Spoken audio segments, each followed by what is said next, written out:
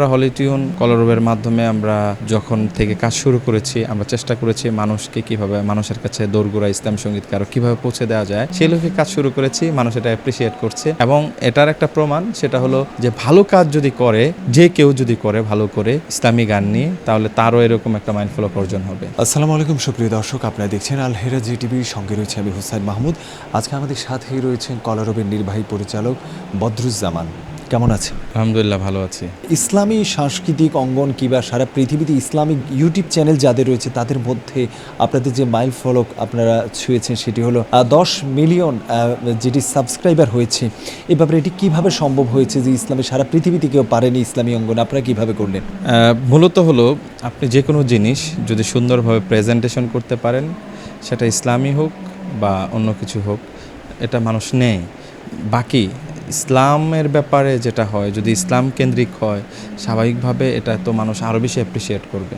তো আমরা হলিটিউন কলরবের মাধ্যমে আমরা যখন থেকে কাজ শুরু করেছি আমরা চেষ্টা করেছি মানুষকে কিভাবে মানুষের কাছে দোরগোড়া ইসলাম সঙ্গীতকে আরও কীভাবে পৌঁছে দেওয়া যায় সেই লক্ষ্যে কাজ শুরু করেছি। মানুষ এটা অ্যাপ্রিসিয়েট করছে এবং এটার একটা প্রমাণ সেটা হলো যে ভালো কাজ যদি করে, যে কেউ যদি করে ভালো করে ইসলামী গান নিয়ে, তাহলে তারও এরকম একটা মাইন্ডফুল অর্জন হবে। পুরো রাত কথা বললো শেষ হবে না কলরবকে নিয়ে। আজকে শুনি আমরা যে গ্রাম অঞ্চলে পাড়া মহল্লায় সব জায়গায় কলরবের সেই গানগুলো, এগুলো আসলে কার অবদান এই মানুষগুলোর দ্বার প্রান্তে পৌঁছে দেওয়া? ইসলামী সঙ্গীত আসলে এটা একটা পরম্পরায় ধারাবাহিক কার্যক্রম চলে আসছে। আপনারা জানেন যে বাংলাদেশের সৃষ্টির আগ থেকে এখানে ইসলামী সঙ্গীত চর্চা হয়। আমরা আজকে যেমন নজরুলের সঙ্গীত শুনছি, আমরা যে আজকে এই পর্যায়ে আসছি, নজরুলও কিন্তু তার একটা পথ তৈরি করে দিয়ে গেছেন। তার পরবর্তী আরও অনেকে কাজ করেছেন। সর্বশেষ আমাদের কলরবের যিনি প্রধান পরিচালক আমাদের উস্তাদ আইনুদ্দিন আজাদ রহমতুল্লাহ আলাই, উনি কলরব প্রতিষ্ঠা করেছেন। তারপর থেকে এটা আরও মানুষের দোরগোড়ায় কীভাবে আরও পৌঁছে দেওয়া যায় সেই জন্য কাজ চলেছে। তো সেই ধারাবাহিকতায় অনেকে অনেক ধরনের কাজ করেছে, কিন্তু কলরব একদম তৃণমূল পর্যায়ে মানুষের মধ্যে কীভাবে ইসলামী সঙ্গীতকে পৌঁছে দেওয়া যাবে এবং পাড়া মহল্লায়, দেশের আনাচে কানাচে, গ্রামগঞ্জে, বাজার হাটে সব জায়গায় আমরা কিন্তু সাংস্কৃতিক অনুষ্ঠানগুলোতে অংশগ্রহণ করি। স্বাভাবিক একটা এলাকায় যখন আমরা একটা সাংস্কৃতিক অনুষ্ঠানে যাই, সেখানে যদি 5,000 মানুষও অংশগ্রহণ করে, সেই 5,000 থেকে কিন্তু আরও 50,000 মানুষের মধ্যে জিনিসটা ছড়িয়ে পড়ে আওয়াজটা। তো এইভাবে ধারাবাহিক কার্যক্রম করতে করতে আজকে এ পর্যন্ত আসছি এবং আমি বিশ্বাস করি ইসলামী সঙ্গীত নিয়ে যদি আমরা আরও সুন্দরভাবে, আরও গোছালোভাবে, আরও পরিকল্পিত কাজ করতে পারি, এটা একদিন ইনশাআল্লাহ বাংলাদেশের প্রধান সঙ্গীত মাধ্যম হবে ইনশাআল্লাহ। আমরা তো জানি ভারত বাংলাদেশ বিশাল একটি অংশ বাংলাভাষী, তারা শুনছে কলরবের গান। বিশেষ করে আমরা দেখি কলরবের গান ভারতের বিভিন্ন রাজ্যগুলো, কলকাতা, আসাম সহ অনেকগুলো রাজ্যে তারা কিন্তু তাদের কনসার্ট ও কলরবের সঙ্গীত পরিবেশন করে। কিন্তু এখন প্রশ্নটা হলো যে কলরব যে 10 মিলিয়ন সাবস্ক্রাইব হয়েছে তাদের, এটিকে নিয়ে তারা কি বিভিন্ন ভাষায় যেমন ইংলিশ, ইন্টারন্যাশনাল ভাষা এবং অ্যারাবিক এরকম কোনো পরিকল্পনা আছে কিনা যেন সারা পৃথিবীর মানুষের জন্য কলরব? আমরা এই পরিকল্পনাটা আমাদের আছে।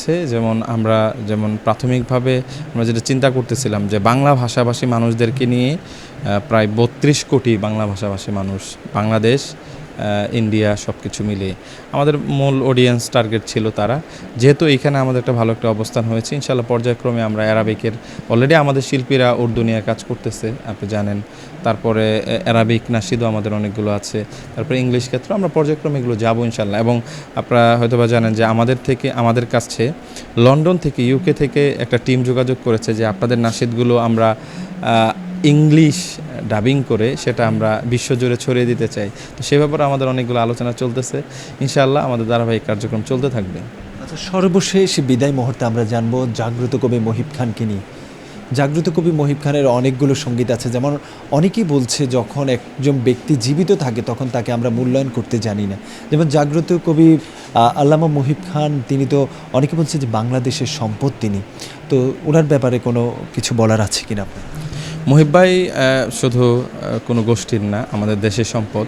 তো মহিব ভাইকে যদি আমরা আরও বেশি ইন্সপায়ার করতে পারতাম, নানাভাবে ওনাকে সম্মান দিতে পারতাম, হয়তো ওনার কাছ থেকে আমরা আরও কিছু ভালো কাজ পেতাম।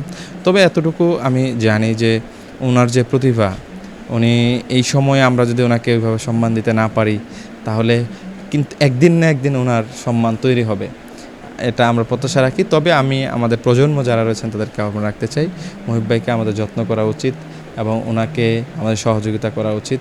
এবং উনি যেন ওনার ডানা আরও মেলে দিতে পারেন, সেই জন্য আমাদের সকলের পাশে থাকা উচিত।